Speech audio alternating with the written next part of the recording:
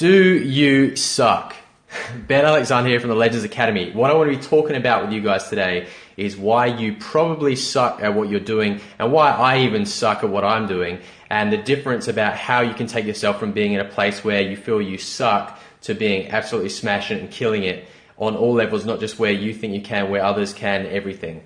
So yeah, Ben Alexander here from the Legends Academy. Welcome to Legends TV today, where we're talking about why you and me and everyone pretty much sucks and isn't living up to their potential. And that's kind of the crux of it. That's kind of like where it all comes from, because when we're out there trying to achieve things, a lot of the time, even if we do sort of start having some success, we actually stop in terms of progressing and we kind of stagnate a little bit. Now, what I heard about before is a lot of people, they seem to think that success is kind of like, a mountain or a hill that you climb. And they think that as long as you climb up this mountain, this hill, that if you just kind of stop, that you just kind of stay there, right? You just stop moving. Maybe you're not moving up and progressing anymore, but they also think you don't sort of go down anymore. You just sort of stay where you are. Now, is this really true? Well, it's not, is it? Because if we look at the example of, say, health and fitness, what happens if you are going to the gym and you start getting, fit and everything like that, looking good, and then you just stop going to the gym all of a sudden? Do you just sort of stay where you are? Is that right? You just stay where you are, your fitness stays the same, your muscle mass stays the same? No, it doesn't, right? It starts to sort of slide back down. And this person, when they were telling me about it, they said that success is kind of like a hill, but it's kind of like a slippery hill. So like if you imagine, if you climbing up, as you climb, it might be a bit slippery, have some obstacles and stuff. But if you just stop, you don't just stay there, you start sliding down a bit because it's a slippery hill, right? So with success, you constantly need to be moving yourself forward. Now, what's the reason that most of us don't really reach our epic potential? Like, why is it that there are so few, well, there's quite a few really, but so few billionaires? Like, everyone arguably has the potential to become a billionaire if we just follow the same steps and so on that someone else took. But why is it that so few people do that? Why is it that there's so few even millionaires around? Why is it that so few guys are amazing at meeting and attracting women? Why is it? So you need to keep listening to what I'm going to tell you, because if you don't, then you're just going to end up average or below average. I mean, average to me is like offensive. If someone told me that I was average, and if you're listening to this now and you agree that average is like the most disgusting thing, it's the biggest insult to me. If I was just average, I would just be so disappointed with myself. If you agree with that, I want you to give me some love, give me double tap the screen and just let me know if you're feeling that too, because average to me is just not acceptable. I do not want to be average. I want to be the best, and that's why I'm talking about this today. So let's talk about some ways in which people stop themselves from reaching their true potential, and why it is that you and me and everyone probably just sucks a lot more than they should right now.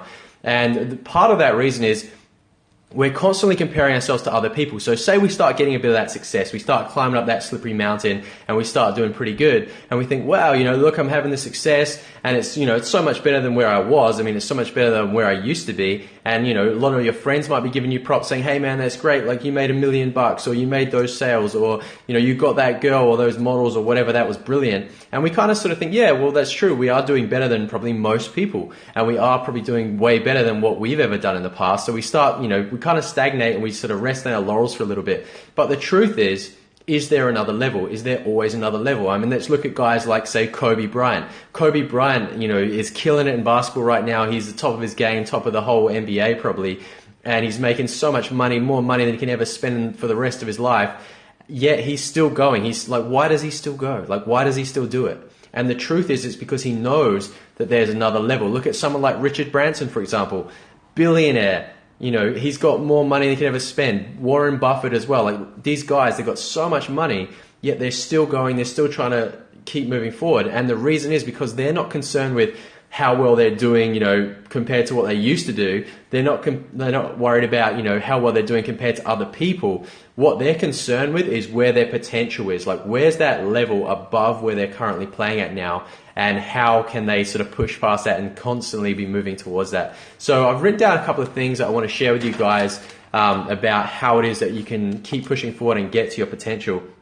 So the first one I want to talk about is your environment. Now, your environment is absolutely critical. And what is your environment? Well, obviously it's your physical surroundings, like I'm in a building right now, but it's also the people you surround yourself with. And there's that cliche, you probably heard it so many times, but it's so true that you become the average of the 5 people that you spend most of your time with. So the 5 people, now think about that. Now this isn't just the people that you're physically spending time with, it's also, your work, it is people like your work colleagues, maybe the people that you're living with, your family, your friends, even your girlfriends and so on, things like that. But it's also the people that you expose yourself to on a regular basis. So say you watch the news every single day religiously on a certain channel or a certain person broadcasting, that person's actually a big influence to you. Or maybe there's a YouTube channel that you follow all the time. That can be a big influence for you. Maybe there's an article or a blog or something like that you're following all the time, and that becomes an influence on you, and it is like one of those 5 important people that are in your network. So you also need to be monitoring and focusing on what are those influences that are coming in at you all the time. Even if you're listening to the radio every day and you're listening to bullshit advertisements and stuff like that when you're driving to work, why would you allow those influences into you if they're not things that are helping you? So you could be thinking, well, instead of when I'm driving to work, instead of just listening to dumb ads about, air conditioners that I don't need or stuff like that, why don't I instead put on an audio, some kind of education or something that I can listen to instead that's actually going to improve me afterwards, as opposed to just letting your brain just kind of like rot away like that. So your environment's absolutely critical. Also, what kind of behaviors do you have going on around you? Does your environment support you having good behaviors? Do you live close to, say, a gym? Do you live close to places where there's lots of beautiful girls? If you're working on improving your dating life, for example, if you're not living close to where there's lots of beautiful girls, it's going to make it that much harder for you to commit to, saying, I'm going to go out 4 nights this week to just go and meet some random girls and practice my social skills and my dating skills. If there's no girls anywhere near you, it's going to be so much harder if you go, oh, well, then I've got to drive for 30 minutes to get somewhere where there's going to be some girls I can talk to. And you know what, tonight I'm pretty tired, so I'm just not going to do it. Or I live, 30 minutes from the gym and I kind of want to go, but it's just too much work. And then I would have to miss out on this thing and so on. So make it easy for yourself by creating the environment around you that is helping you to keep on track and on path with the things you want to achieve in your life. So it's absolutely key. Give me some love and double tap the screen if you completely agree with that. So the next thing I want to talk about is standards. So one of the things, I got pretty incredible at meeting, attracting women. I've dated some stunning girls, some of the most intelligent, girls with amazing degrees and so on, like really smart, beautiful, intelligent girls. I have an amazing girlfriend at the moment. And, how did I get to that? And this is something I've been thinking about a lot lately, because as you know, like I teach a lot of guys around the world how to get better and how to master dating and success with women is a key part of what I do. And I was thinking recently, especially, like, how is it that I was able to get the success I had? And I really delved into this topic, and this is something that I sort of came across, and I want to share this with you. Now, there's this concept that's called deliberate practice. So deliberate practice. Now, I went out a lot. I would go out 4 nights a week at the peak when I was practicing, sometimes more. In fact, one point in time, I went out 60 days in a row straight every night, out practicing, meeting and attracting women. And, I was thinking, how did I get good? So I did a lot of practice. Now, a lot of people practice, but if you look at one thing I found interesting is I actually heard about, race car drivers. Now you think, what's a race car driver going to do to train? Well, he all he can do really is practice driving around the track, right? That is how you think they would practice. But I found out that what they also do is they do things like they get little weights with their wrists and they do like exercises to strengthen their wrists. Because as you can imagine, driving a race car around corners with about 4 Gs of lateral force on them and so on, they're going to need to have really, really strong hands to be able to even turn the wheel of the car doing, 200 miles an hour or something like that. So it's really critical to know that it's not just, the practice of actually doing the thing that you need to practice, but it's also practicing things around it that support and promote that as well. So you've got the race car driver. So not only do they practice driving, but they also do deliberate practice, which is stuff like strengthening the muscles that they use when they're doing the driving practice. And also they do things like shutting their eyes and visualizing the race course, like they're actually driving around the race course, but they're visualizing every corner and the braking and the accelerating and how they're going to hit the apex and everything like that. They're thinking about all this stuff. Now, there was actually a study done, and this sort of highlights this even more, where they got a few classes of people that were practicing basketball and they wanted to see what made the biggest difference in their shooting. So they got one group and they got them to do no practice at all and they measured their progress. And they got another group and they got them to practice shooting, every single day. And they measured their progress. But then they got another group and they got them to practice shooting, but also to practice in their mind at, visualizing themselves doing the shooting as well. And then they got another group that just visualized their practice. Now, the group that did no practice at all, as you can imagine, didn't make any improvement. The group that just visualized practicing, like only visualizing, no actual proper practice between when they measured at the start and after, they actually made an improvement just by visualizing. And obviously, as you can imagine, the group that just practiced got a bit more improvement, and the group that practiced and visualized got the most improvement. So ask yourself, in what ways are you only, giving yourself practice but not doing any deliberate practice? How could you do that? Now, I was thinking about some of the ways I did this, particularly with my success with women. And I found I would read a lot of articles, I'd read, things about people teaching about different things about social dynamics and the way things work. And I watch videos and DVDs, and I go to courses and seminars and listen to different people. I would also teach other people. So in teaching, I would see what they were doing, and it would allow me to relate from their experiences, stuff I was doing. I would read other people's, reports about things that they'd done and encountered and what had happened. I would also comment on other people's things. I would write down after every single time I would go out and practice what had happened and what I learned and what I can do better next time. And this was all the extra deliberate practice and study and so on that I was focusing and specifically studying this topic intensely, in addition to just doing a shitload of practice as well.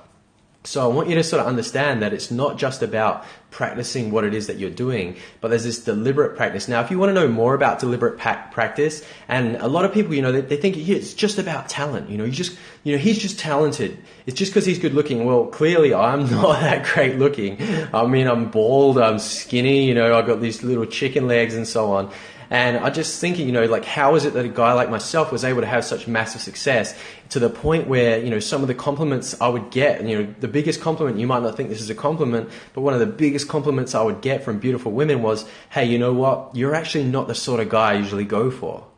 You're not the sort of guy I usually go for. Yet they couldn't help themselves and they were attracted to me. And I was thinking, this is amazing. This is obviously testament to the fact that what I'm doing is working, because how is it that a guy that isn't good looking, that wasn't rich, any of those things, was able to attract beautiful women? Yet, society tells us that you need to be rich, you need to be good looking, you need to have a nice car, a nice watch, best clothes, all these different things to be able to get a really hot girl, yet I was able to do it when I didn't have any of those things. So yeah, deliberate practice. If you want to know more about it, check out books like Talent is Overrated. Okay, this is a great book. It tells you about guys like Mozart, for example. He wasn't even considered great till after about, any of the works that Mozart wrote weren't actually considered great till about the ones he was writing about 10 years after he'd started learning piano. His dad was also a music teacher that was fanatical about practicing and learning and deliberate practice and all these different things. And that's why he got so good. It wasn't just because, and plus he started really young as well. So they were saying, guys like that, the only reason they got so good is because they had all these other things, not just they practiced a lot. And so that's a really great book to read. Talent is Overrated. It debunks the myth that you need to be talented at something or naturally gifted in order to be the best. Now, the truth is that what I learned from that book is you can actually be better than someone that's naturally gifted at it if you put in that deliberate practice, you put in the hours, and you just are so determined to be better than anyone else. For instance, I can often have more success with beautiful women than good-looking guys. A lot of the time I'm doing a lot better and having more success than good-looking guys. In fact, a lot of the clients that I get are much better looking than me. A lot of them are wealthier than me. A lot of them, all these different things, taller than me, whatever you want to say, better muscle than me, and yet I'm having more success than them. So it's so true that talent is overrated, and you can do better if you follow the right principles. Another great book for this as well, if you want to check it out, is called So Good That They Can't Ignore You. And this again talks about deliberate practice and creating a craftsman sort of mindset or approach towards learning a skill and being the best. So yeah, I hope these are some really good ideas. If you're loving this stuff, give me some double taps on the screen, because I'd love for you to give me some hearts and some love, just to give me the confidence to keep going here. And I hope you're enjoying this so far. So the last sort of couple of things I want to touch on tonight is is standards. So standards are absolutely critical. Now, it's all well and good that you might have a bar here and you might say, you know what, compared to all my friends and what I've ever managed to achieve in the past, this is the standard that I've been hitting in the past. And so far, this is pretty good. Look how far I've come. I used to be down here. Now I'm all the way up here. This is great. I've got this huge advancement. So now I can kind of just relax. But remember, like I talked about earlier, success is like that slippery hill. And if you just go up a little bit, you don't just stop, like going to the gym. If you just stop going to the gym, you don't just stay there and keep all that muscle. You slowly start to slide back down unless you keep pushing forward, and then you can continue to progress. So I want you to understand that with your standards, if you keep your standard here, you've got a new standard here, you're like, this is amazing. Maybe you want to be a millionaire and you used to only make, 100 grand a year or 50 grand a year or something. And you're like, wow, look, I'm a millionaire now. I've made all this progress. And, maybe even compared to a lot of your friends might still be down here, and you think, look at this, I'm doing great. And these guys too will be saying to you, like, look at you, you're doing so well. Or maybe you've got an amazingly beautiful girlfriend, you can get, approach any girl you want. And this guy down here is like never has dates and doesn't know how to meet girls, and goes, look at you, this guy, you're doing so good now. This is amazing. And you're thinking, I used to be down here as well, and look how much my success is like improved now. This is amazing. Yet this isn't actually as good as you can do. This is not as good as you can do. There's always a higher level. So the hard part is to just allow yourself to go, wow, this is amazing, yet I can still progress. And this is why guys like Kobe Bryant or Richard Branson or Warren Buffett keep pushing, because they know that even though this is amazing, and by most people's standards, it's absolutely killing it, smashing it, and compared to where they used to be, they're doing so good, but they know that there's a higher level, and that is what drives people to keep going.